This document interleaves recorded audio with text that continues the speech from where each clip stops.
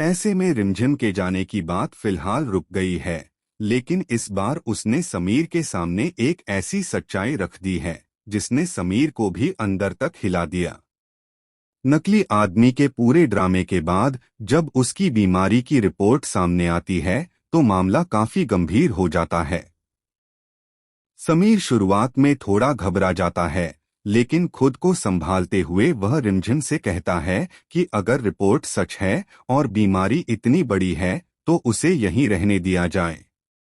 वह साफ तौर पर कहता है कि उसका इलाज कराया जाएगा, सबसे बड़े अस्पताल में सबसे अच्छे डॉक्टरों से।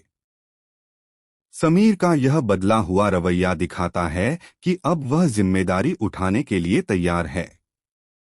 लेकिन यही कहानी एक नया मोड़ लेती है। रिमझिम शांत मगर दृढ़ आवाज में कहती है कि उसे समीर की किसी भी मदद की जरूरत नहीं है। यह सुनकर समीर हैरान रह जाता है और कारण पूछता है।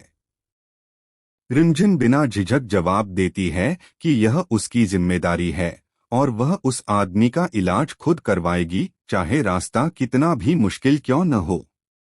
इस पल में उसका आत्मविश्वास और जिम्मेदारी उठाने का साहस साफ दिखाई देता है। दूसरी तरफ समीर पहली बार समझने लगता है कि रिमझिम सिर्फ भावुक नहीं बल्कि अपने फैसलों में भी बेहद मजबूत है। अब देखने वाली बात यह होगी कि क्या रिमझिम अकेले इस जिम्मेदारी को निभा पाएगी या फिर आखिरकार उसे समीर का सहारा लेना ही पड़ेगा। आने वाले ट्रैक में इतना तय है कि समीर रिमझिम को यूं ही जाने नहीं देगा। वह खुद उसकी जिम्मेदारी उठाते हुए उसे बेहतरीन इलाज दिलाने की पूरी कोशिश करेगा और जिस बीमारी का डर सामने आया है उससे लड़ने में उसका साथ देगा।